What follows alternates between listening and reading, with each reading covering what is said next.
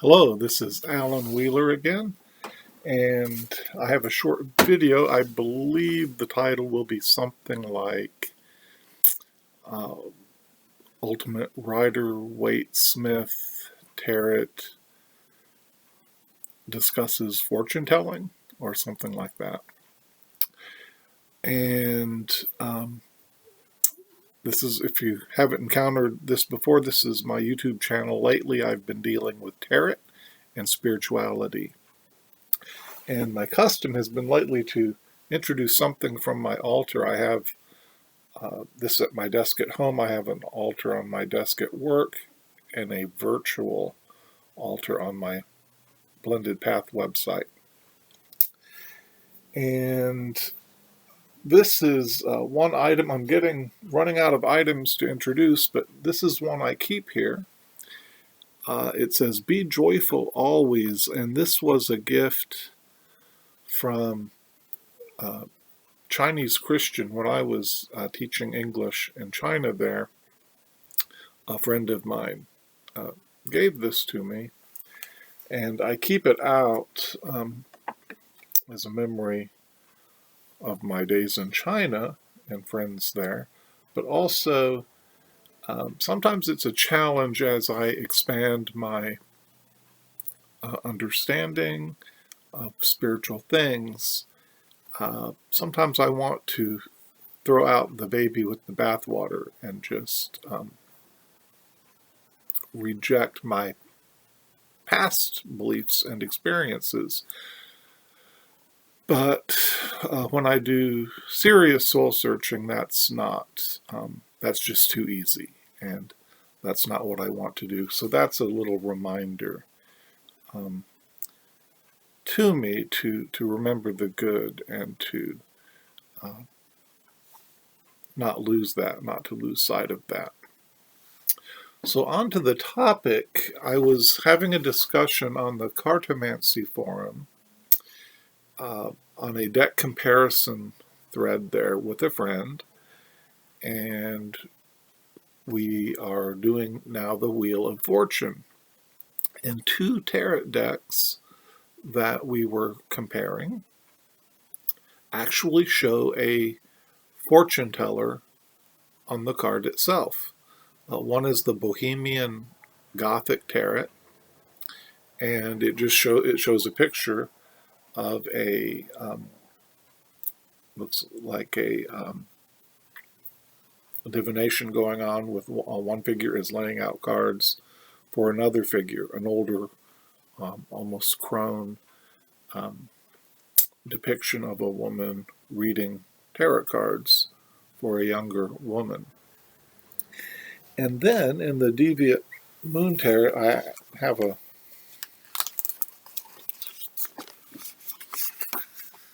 picture of the card here. Here is the carnival fortune teller holding out her hand, wanting to get her palm crossed with silver and willing to spin the Wheel of Fortune here. Here's an earlier original drawing of this character that Patrick Balenza calls the dupe, because this character is about to give over his, trust his life to whatever comes up on this wheel. And this is the winged monkey, an early drawing of this figure, who oversees the mysteries of the turning wheel, but due to mischief may alter the outcome. So two blind fish, one is hidden here, but there's two blind fish riding the wheel whatever it says, like the dupe character. So those two cards brought up the issue of using tarot cards or any method to foretell the future. And I began to think about prophecy, Nostradamus and Isaiah and so on. Perhaps even the soothsayer and Julius Caesar the play by William Shakespeare, who cries out, "Beware the Ides of March," foretelling the assassination of Julius Caesar. So,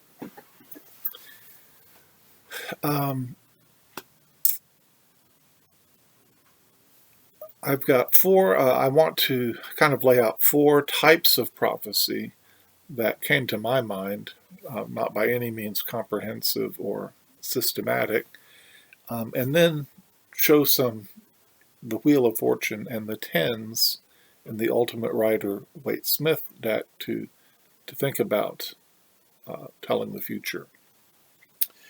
Before I get into that, I have the mini Rider Waite Smith cards here that were introduced to me in a professional reading by Kellyanne Maddox. And I've shuffled these. I'll give them another shuffle. And I'm just going to, I've stopped doing a lot of random draws when I'm recording, because it usually takes me at least a few minutes to sit with the cards. But in the spirit of this video, I'm going to draw three and see if we can do a miniature telling of the future of this reading. And I'm a fairly well accomplished card magician, so you'll just have to trust me.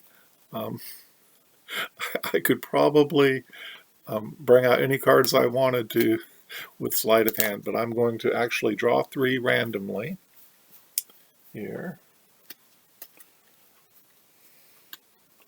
1, 2, 3. And drum roll, please. The cards are the Knight of Swords, the Emperor, and the Eight of Wands. So let's see. The Knight of Swords suggests that maybe I rushed into this, making this video. And it's true. My preparation has been minimal. I just jotted down a few notes. No research or much other than our discussion that I had with my friend on the forum.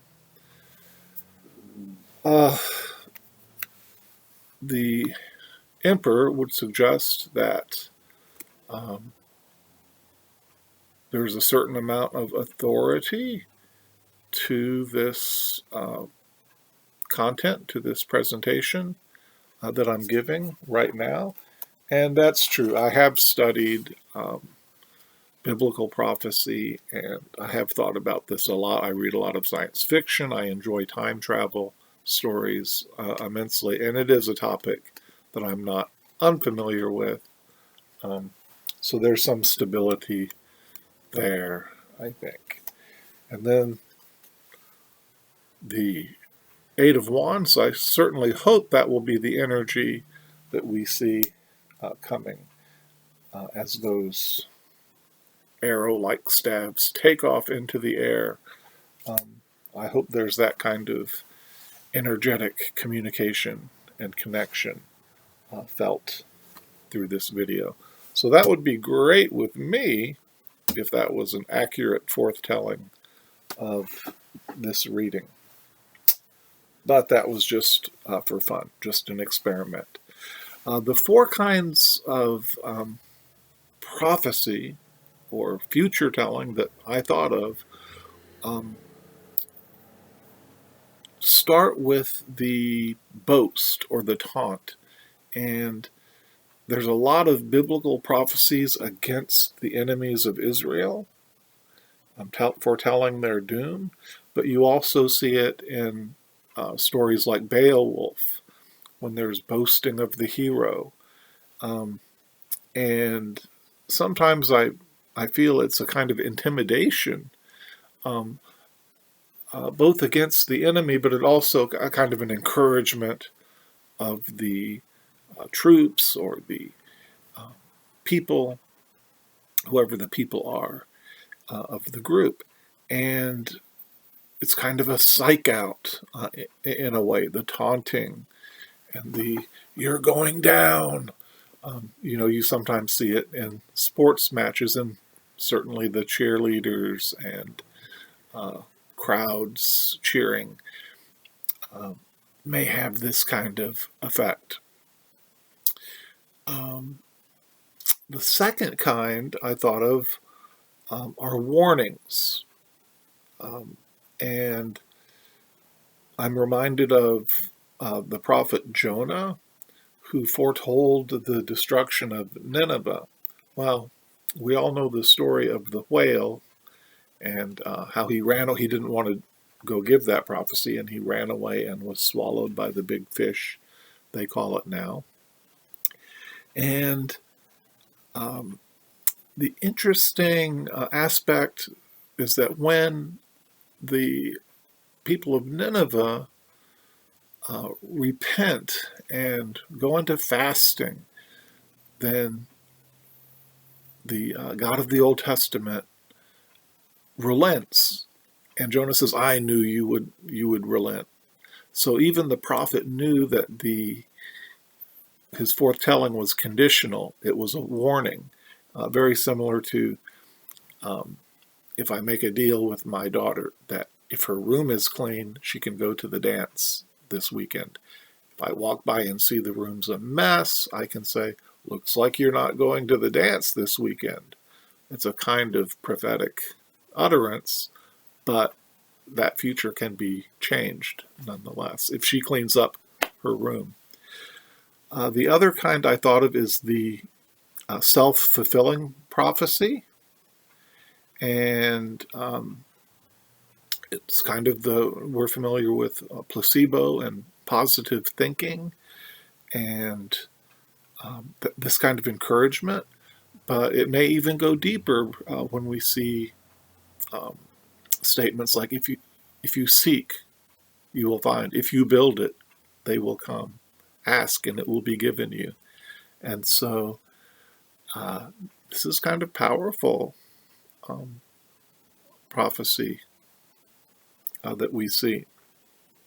And the fourth one, number 4, were just forecasts, kind of tentative predictions like weather forecasts. And I suppose if we see, if we identify the energy of the 5 of Cups, that spilt milk, sorrow, and we're reading for someone and they say, "Oh yes," we can anticipate that the 6 energy of the 6 and 7 will follow, and so on. If we see the energy of the 2, we can expect the 3 will follow. The manifestation will follow. The incubation of the high priestess, followed by the manifestation of the empress, the pregnancy, and the birth that follows. So that those natural cycles kind of tell us that if all goes according to plan, or all things being equal, this is what usually we could predict or forecast would happen. So all of those are conditional, and the time paradox that Philip K. Dick, the science fiction writer, I'm fond of remembering his statement that if we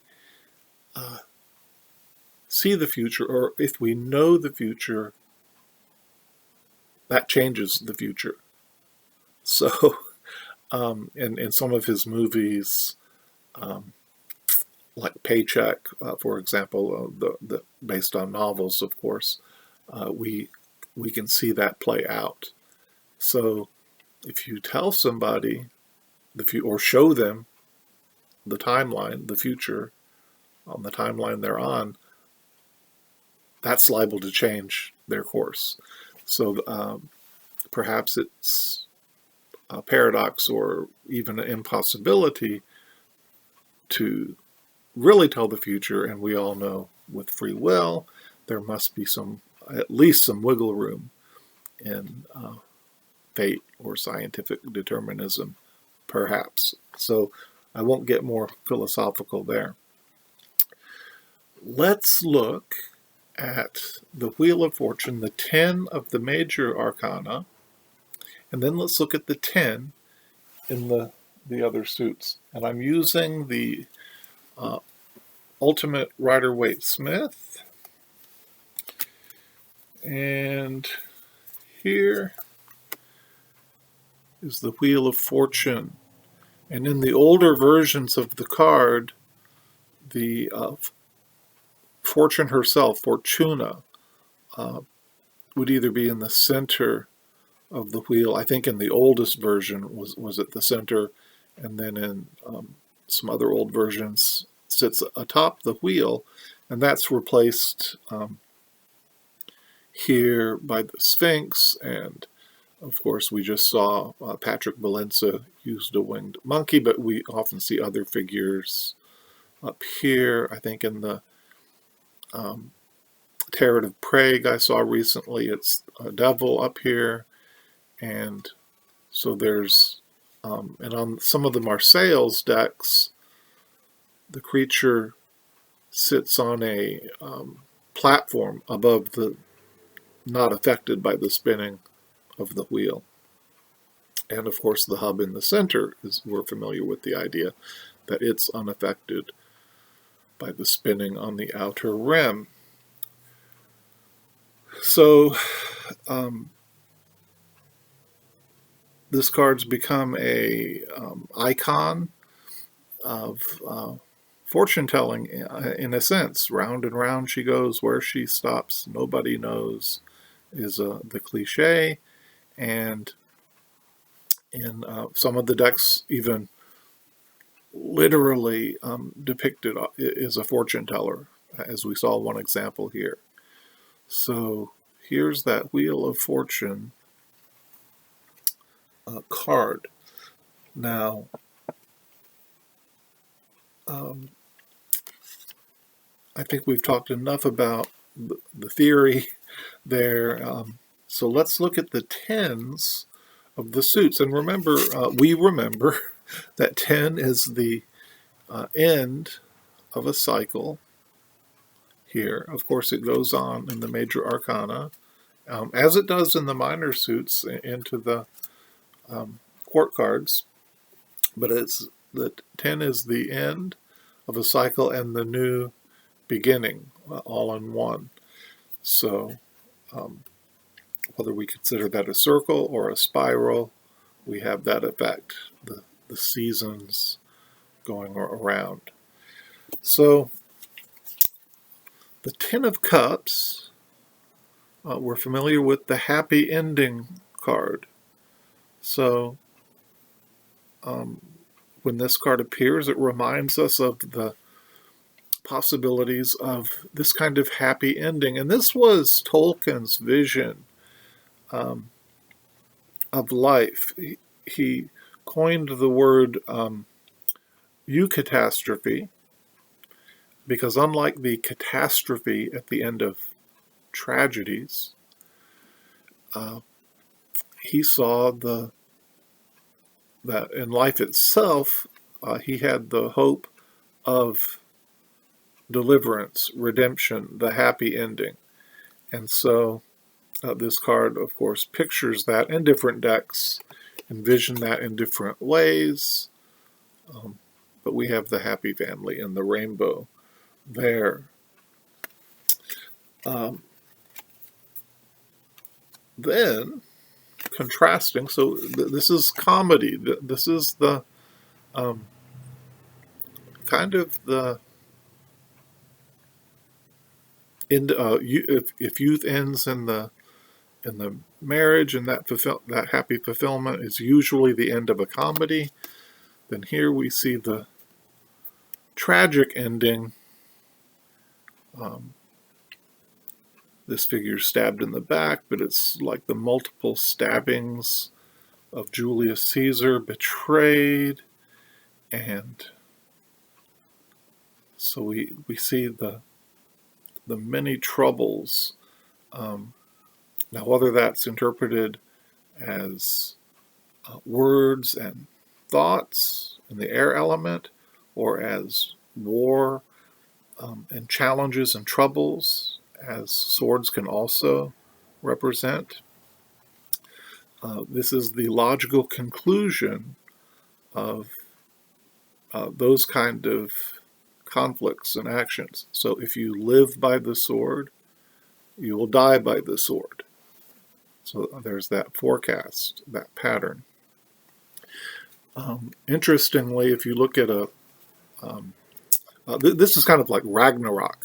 You know, in the Norse mythology, the impending doom of the gods that was foretold. In something like Revelation in the Bible, you kind of have both going on at the same time, because you have the death of the old world and the rise of the new world, and so some new age, the Golden Dawn, and other new age scenarios might be similar. That the dark gets darker and darker, and the light gets lighter and lighter. It kind of happens simultaneously. Let's look at the cycle of the wands.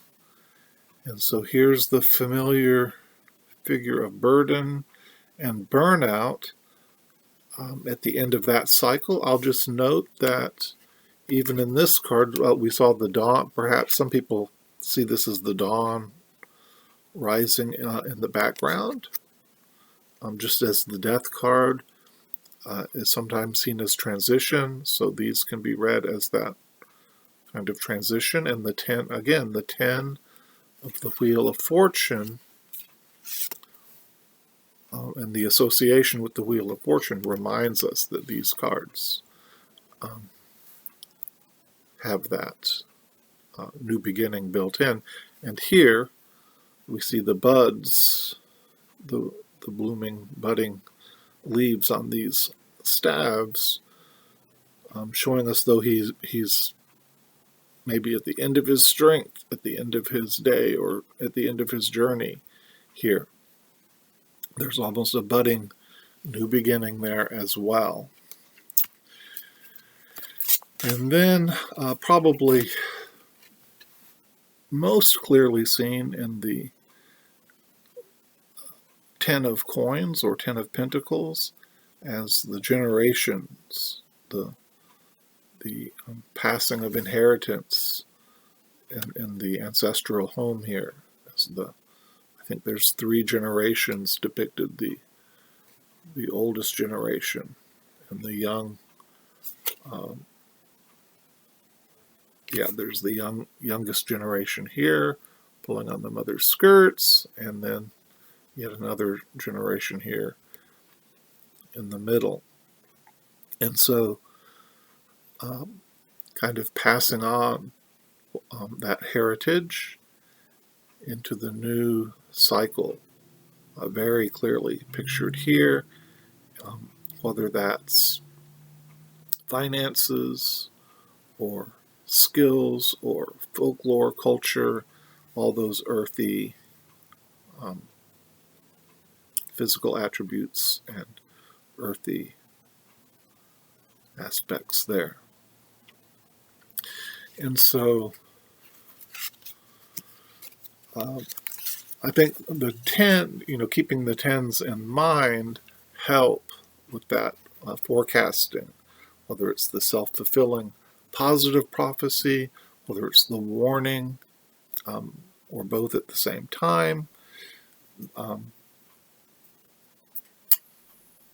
We have that dynamic with the cards. I'll just close here by pointing out that in the major arcana, ultimately, we have the ending cards of the Judgment, which is 2-0, which is 2 times 10. And the 21, the World card, where we get kind of a level up and that ultimate wreath, and the reappearing of those four elements.